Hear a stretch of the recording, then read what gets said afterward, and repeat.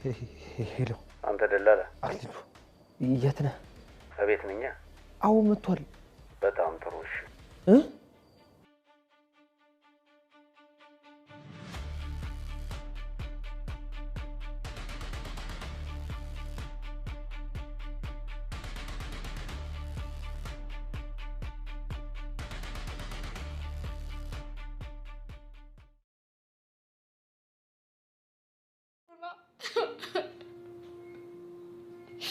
እኔ አልቻልኩም። በቃ ሁሉም ነገር ናፍቆኛል። ፀሐዩ ናፍቆኛል። ሰው ናፍቆኛል።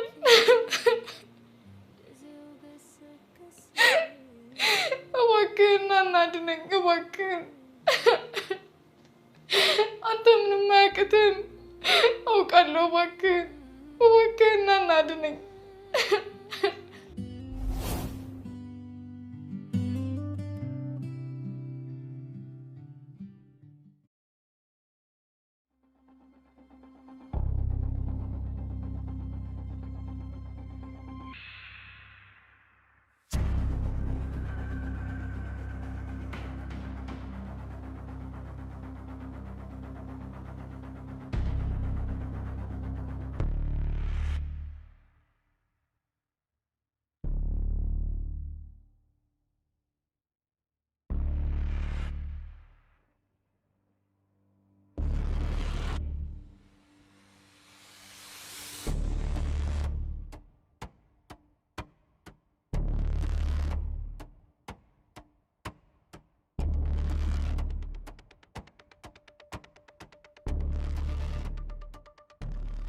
ሰላም ውድ የተከበራችሁ የቻናላችን ቤተሰቦች በያላችሁበት ሰላማችሁ ይብዛልኝ። እንዴት ናችሁ? ደህና ቆያችሁ ወይ? እኔ ጋር ሁሉ ሰላም እግዚአብሔር ይመስገን።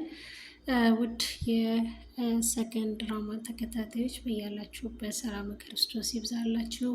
እንግዲህ በመርዙና በመድብል እንዲሁም በአቶ ታዋቂው ሰው ማለት ነው ምትኩ በሱ መጥተናል ማለት ነው። ውድ የተከበራችሁ ቻናላችን ቤተሰቦች እውነት ለመናገር በመርዙም አይፈረድበትም፣ በሞትና በሞት መካከል ነው ያለውና በማንኛቸው እንደሚፈረድ በጣም ከባድ ነው። እዛ ቦታ ላይ ሆኖ ካልተፈረደ እሱ ያለበትን ቦታ ሁላችንም እናውቃለን። ለመኖር ደግሞ ግዴታ አሳልፎ መስጠት እስካለበት ድረስ ያንን ያደረገው ማለት ነው። ዝና እንግዲህ ከዚህ ጋር ይሰራ ነበረ በፊት ማለት ነው። ዝና ሲሰራ ያውቀዋል እና በዝና በኩል ደግሞ ሉላን ያውቃት ነበረ። የሚያውቅበት ቦታ የት እንደማውቃት ትዝ አላለችኝ እንጂ አውቃታለሁ በማለት ጥርጣሬ አድሮበት ነበረ ማለት ነው። እንግዲህ ሞገስና ሉላ ሙሉ ቤታቸውን ለማስመለስ ያላቸውን ጥረት በሙሉ እያደረጉ ነው ያሉት። ተኛበት ቀስቅሼ ከዚህ ቤት እንደማስወጣው ቃል ገባልሻለሁ ሉላዬ፣ ከዚህ ቤት መቼም ቢሆን አንወጣም፣ አይዞሽ እያለ የሚያበረታታ ለሚስቱ ድጋፍ የሚሰጥ የምንወደው የምናከብረው እንዲሁም የራሱ ቻናል አለው ማለት ነው ሞገስ። እንግዲህ ውድ የተከበራችሁ የቻናላችን ቤተሰቦች የእናት ሆድ ዝጉርጉር ነው ይባላል እና እናቴ ለምን ከዚህ ሄደሽ አግብተሽ ለራስሽ ህይወትሽን አትኖሪም በማለት እሷ ደግሞ የምትጠብቀው ውዱ ባለቤቴ በህይወት እስካለ ድረስ ይመጣል ትቶኝ አይሄድም በማለት ታስባለች እና እንግዲህ አባቱ እንግዲህ አባቴ ደግሞ ወይ ሰው ገድሎት ወይ ሞቶ በመኪና አደጋ በሆነ አጋጣሚ ሞቶ ሊሆን ይችላል።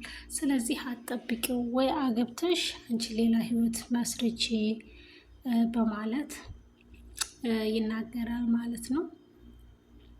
እሷ ግን ባሌ ምንም አይነት ጥላት የለውም፣ ከጥላቱም ጥላት የገዛ ልጁ አንተ ብቻ ነህ አባትህን የምትጠላው ስትል እንግዲህ የአባቱ ገዳይ ራሱ ሊሆን ይችላል። አይዶን ነው አላውቅም። ውድ የተከበራችሁ የቻናላችን ቤተሰቦች በቀጣይ እንግዲህ እንደምታውቁት መድብልን አሳልፎ የሰጠው መርዙ እንግዲህ እስኪ አብረን እናያለን ማለት ነው። ውድ የተከበራችሁ የቻናላችን ቤተሰቦች በያላችሁበት ሰላማችሁ ብዝት ይበልልኝ። ቪዲዮ ላይክ እና ሰብስክራይብ እያደረጋችሁ ለምትሰጡ ድጋፍ አስተያየት ከልብ አመሰግናለሁ። በያላችሁበት ሰላም እና ጤና እመኝላችኋለሁ። እንግዲህ ውድ የቻናላችን ቤተሰቦች እዚህ ድራማ ላይ አሁንም የሞገስ ድል አለበት። ሰገን አትሞትም። ሁላችሁም ሰገን መሞት የለባትም ትላላችሁ አይደል? ሰገን የራሱ የድራማ ዋናው አክት እስከሆነ ድረስ እሷ አትሞትም። አታስቡ፣ አትፍሩ። ሲቀጥል ደግሞ ሞገስና መድብል እንዲሁም ብሩኬ ይመጣል። እነሱ በአንድ ሆነው ቤቱንም ያስመልሳሉ፣ ሰገንንም ከዚህ ቤት ያስወጣቷል ማለት ነው። እንግዲህ እንደምታውቁት አክሊሉ ማለት ስጋ የለበሰ ትልቅ ጥላት ነውና እኔ በምን እንደምገልጽላችሁ አላውቅም። የኔ መንፈስ በጸበል አይለቅም ብሏልና እንግዲህ በለው መድኃኒዓለም። በእውነቱ እኔ ማለት ስጋ የለበስኩኝ ሴጣን ከሴጣንም በላይ ነኝና እኔም በጸበል ሊለቀኝ አይችልም በማለት እንግዲህ ለሰገን ሲናገር ነበረ። እንግዲህ አሳልፎ ባይሰጠውም መጨረሻውን እንግዲህ በጉጉት የምንጠብቀው ውድ የቻናላችን ቤተሰቦች አሁን ላይ በጣም የሚያጓጓው ነገር ሰገን መኖር ትፈልጋለች። ሲቀጥል ደግሞ መድብልም የመኖር አላማው አሁን ላይ አለም ልሟል ማለት ነው። በፊት ግን ሞት ምንም አይመስለውም ነበረ። ትዳር መመስረት አይፈልግም። አሁን ግን ቀብሯ ላይ ሲሄድ ቀብሩ ሲቆፈር የእሷ በእርግጥ አጥሞ አለ። አጥሞ ውስጥ ደግሞ የእሷ ሳይሆን የወንድ አጥም የትልቅ ሰው ነው የተባለው። እንግዲህ ትልቅ ሰው እንግዲህ የተባለው ወይ አባቱን እንደተባለው አክሊሉ አባቱን ገሎ በዛ ቦታ ላይ አባቱን ይሆናል የቀበረው። ለምን የማያደርገው ነገር የለም። ሲበዛ ራስ ወዳድና ገንዘቡን የሚወድ አረመኔ ተኩላ ነውና ውድ የተከበራችሁ የቻናላችን ቤተሰቦች ቪዲዮን ላይክ እና ሰብስክራይብ እያደረጋችሁ አሁንም ድጋፋችሁን እፈልጋለሁ። አበረታቱን ማለት ነው።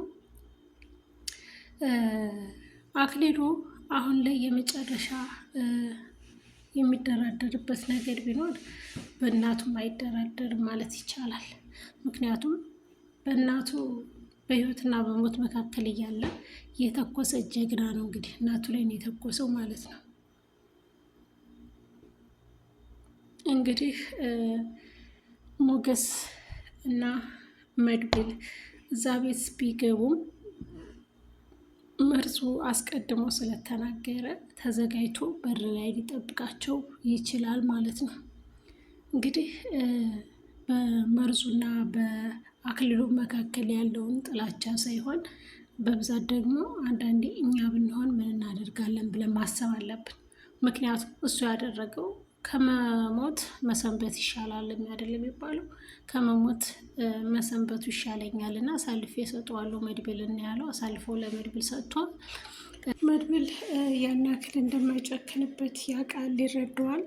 ሲጀመርም አስቀድሞ ለመድብል እንዲሁም ለሞገስ ነግሮታል ማለት ነው። እንዲጠነቀቁ እዚህ እንደሚመጣና አሳልፌ እንደምሰጠው ለአክሊሉ ነግሬዋለሁ ብሏል እና ሞገስና መድብል ደግሞ ተዘጋጅተው አክሊሉን ይጠብቁታል ማለት ነው። ምክንያቱም እንደሚመጣ አሳልፎ እንደሚሰጥ ስለሚያውቅ ማለት ነው።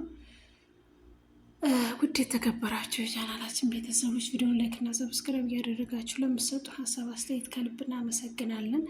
እንግዲህ በጉጉት የኔ የመጀመሪያ ይመጣል በህይወት እንዳለው ካወቀ ራሱን አሳልፎ ቢሆን ይሰጣል፣ ይገልሃል፣ ከዚህም ደግሞ እኔ እወጣለሁ በማለት በጉጉት የመኖር አላማ ያላት እንግዲህ ወጣቷ ሰገን 10 ዓመት ሙሉ ፀሐይን ሳታይ ብርሃንን ሳታይ በአምፖል ላይት ብቻ 10 ዓመት ውስጥ 10 ዓመት ሙሉ በአንድ ክላስ መቀመጥ በጣም ከባድ ነው በእውነቱ።